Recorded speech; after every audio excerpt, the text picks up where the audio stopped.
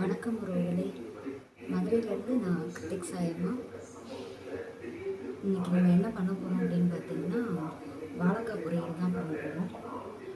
அந்த வாழைக்காய் பொரியல் பண்ணுறதுக்கு தேவையான பொருட்கள் என்னென்னு பார்க்கலாங்களா? வாழைக்காய் வந்துட்டு ஒரு வாழைக்காய் தோல் சீவி நல்லா குட்டியாக கட் பண்ணி தண்ணியில் போட்டு வச்சுருக்கிறேன். அதில் கொஞ்சோண்டு ஒரு ஸ்பூன் மோர் விட்டுருக்குறேன். அப்போ தான் வந்து கருத்து போகாமல் இருக்கும் அப்படின்றதுனால. ஒரு வாழைக்காய் நறுக்கி வச்சுருக்கேன். தாளிப்புக்கு தேவையான பொருட்கள் வந்து ஒரு கொத்து கருவேப்பிலை, 2 வரமிளகாய், 2 ஸ்பூன் கடலைப்பருப்பு, பெரிய வெங்காயம் வந்து நல்லா பெரிய வெங்காயமாக ஒரு வெங்காயம் எடுத்து நறுக்கி வச்சுருக்கிறேன். ஒரு பல்லு பூண்டு, அதை சும்மா தோலோடு அப்படியே தட்டி மட்டும் எடுத்து வச்சுருக்கிறேன். பெருங்காயத்தூள் கொஞ்சம், மஞ்சத்தூள் கொஞ்சம் போடணும், எடுத்து வச்சுருக்கேன். அவ்வளோதான். இப்போ குக்கரில் தான் வச்சு விட போகிறோம். தாளிச்சு விட்டுருலாங்களா?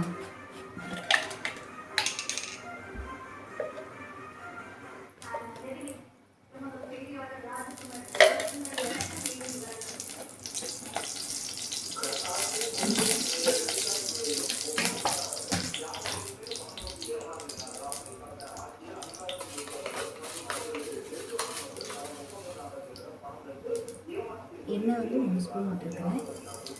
கடுகு 1 ஸ்பூன், கடுகு வந்து சேர்த்து தான் போட்டிருக்கேன். 1 ஸ்பூன் போட்டிருக்கேன். 1/4 ஸ்பூனோட கம்மியாகவே வந்து ஜீரகம், அதுவும் சேர்ந்து பொரிஞ்சிச்சு. கடலைப்பருப்பு போட்டுடலாம்.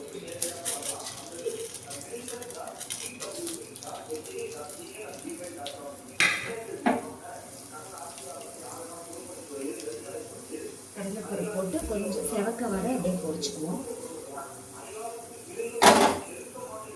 செவந்து வந்துருச்சு. இதை வந்து நம்ம வெங்காயம் சேர்த்துருவோம். வெங்காயம் பூண்டு 2 சேர்த்துக்கலாம்.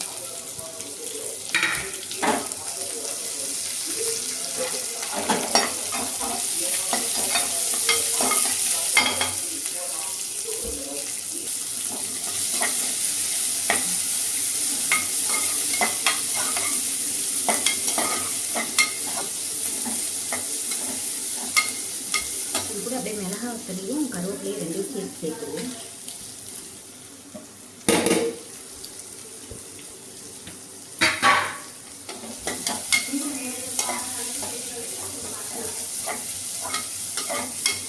எல்லாம் போட்டு நல்லா வணக்கி வச்சு இது கூட கொஞ்சம் பெருங்காயத்தூள் போட்டுக்கலாம். வாயு தன்மை இல்லாமல் இருக்கும்ல, அதுக்காக வந்துட்டு அந்த பூண்டு இந்த பெருங்காயம் 2 சேர்க்கறது அந்த வாயு தன்மை கொஞ்சம் வராமல் இருக்கும் அப்படின்றதுக்காக தான் சேர்க்கறது. இதுதான் சேர்த்துக்கலாம், இல்லைன்னா பண்ணலாம்.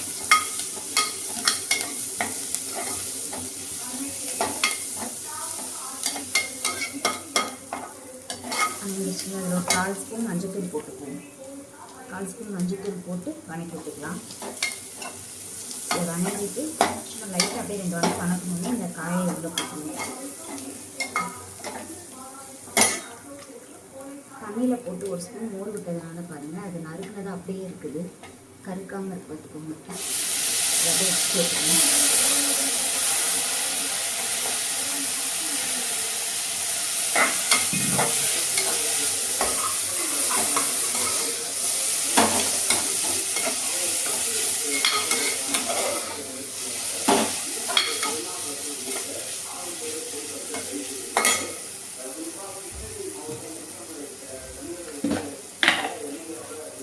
தேவையான அளவு உப்பு போட்டு விட்டுக்கலாம்.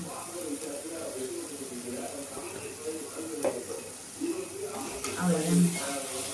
கொஞ்சமாக லைட்டாக தண்ணி மட்டும் தொளிச்சு விட்டு அப்படியே நம்ம மூடி போட்டு லிட்டை போட்டு விட்டோம்னாக்க 2 விசில் விட்டாலே சரியாக வரும். கடலைப்பருப்பு வந்து கொஞ்சம் எடுக்கணும்ல, அதுக்காக வந்து ஒரு 2 விசில்.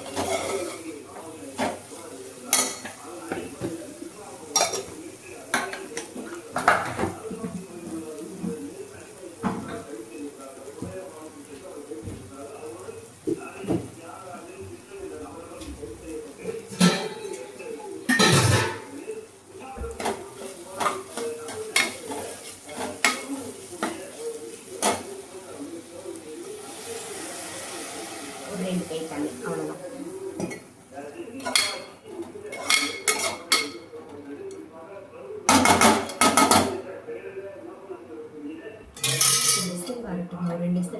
ஸ்டீம் போனதுமே எடுத்து கொஞ்சம் தேங்காய் பூ போட்டு இறக்கணுன்னா அவ்வளோதான், வாழைக்காய் வந்து ரெடி ஆயிரும். இது விசில் வந்து வெந்ததுக்கப்புறமா ஓப்பன் பண்ணி பார்க்கலாம் எப்படி இருக்குன்னு சொல்லிட்டு. இப்போ 2 விசில் விட்டு அந்த ஸ்டீம் போயிடுச்சு. நம்ம ஓப்பன் பண்ணி பார்ப்போம் எப்படி இருக்குன்னு சொல்லிட்டு.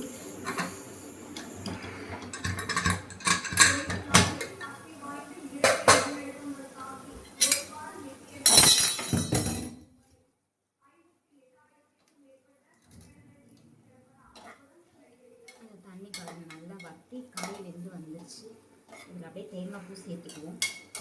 கரெக்டாக 2 கை தண்ணி தான் தொளித்தேன். அந்த தொளிச்ச தண்ணி கொஞ்சம் கூட இல்லை பாருங்கள், அப்படியே கரெக்டாக இருக்குது.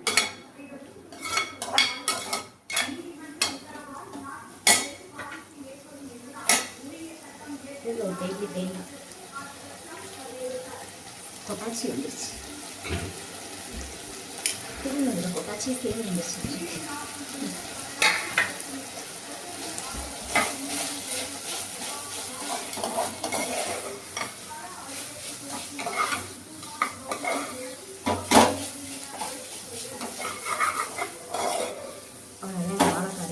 வாழைக்காய் பொரியல் ரெடி.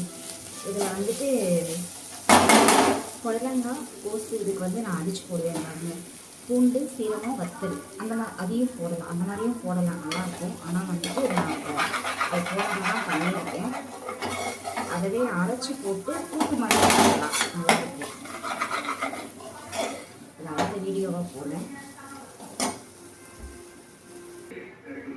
அவ்வளோதாங்க, நம்ம வீட்டு வாழைக்காய் பொரியல் ரெடி ஆயிடுச்சு. இப்போது இதுக்கு என்னென்ன போட்டோம் அப்படின்னா, ஒரு வாழைக்காய் தாளிப்புக்கு வந்துட்டு 2 ஸ்பூன் கடலைப்பருப்பு, கடுகு உளுந்தம் பருப்பு, கொஞ்சோண்டு ஜீரகம், கருவேப்பிலை, பெரிய வெங்காயம் வந்துட்டு ஒரு பெரிய வெங்காயமாக நல்லா ஒரு வெங்காயம், 2 மிளகாய் வத்தல், பெருங்காயத்தூள், அவ்வளோதாங்க. எல்லாத்தையும் தாளித்து விட்டு லாஸ்ட்டாக தேங்காய் போட்டு இறக்கிருக்கு. கொஞ்சம் மஞ்சள்தூள், அவ்வளோதான். சிம்பிளான ஒரு ரெசிபி. செஞ்சு பாருங்கள். பிடிச்சிருந்துச்சின்னா லைக் பண்ணுங்கள், ஷேர் பண்ணுங்கள், கமெண்ட் பண்ணுங்கள், சேனலை சப்ஸ்கிரைப் பண்ணிக்கோங்க. எனக்கு வந்து இந்த இதை வந்து இது பண்ணி போட தெரியல, அந்த சவுண்ட் இல்லாமல் எடிட் பண்ணி எனக்கு போட தெரியலை. அதனால் நான் எப்படி எடுக்கிறேனோ அதை அப்படியே வந்து அப்லோட் பண்ணி விட்டுட்ருக்கேன், போய்கிட்டு இருக்குது. அது வீடியோ பார்க்குறவங்க வந்துட்டு கம்மியாக தான் வியூஸ் போகுது, இருந்தாலும் பார்க்குறவங்க வந்துட்டு அது சவுண்டு கேட்குது இப்படி இருக்குது அப்படின்ட்டு இது நினச்சிக்க வேணாம். அதை நான் கற்றுக்கிட்டு அதை வந்து சவுண்டு இல்லாமல் வந்து எடிட் பண்ணி நான் அடுத்தடுத்து போட போகிற வீடியோவில் கரெக்டாக போட்டுக்கிறேன். அது இன்னும் நான் கற்றுக்கலான்னு அது இது பண்ணுறது எனக்கு இன்னும் அது சரியாக புரிய மாட்டேங்குது. அதை நான் கற்றுக்கிற வரைக்கும் இந்த மாதிரி தாங்க வீடியோ போயிட்டுருக்கோம்.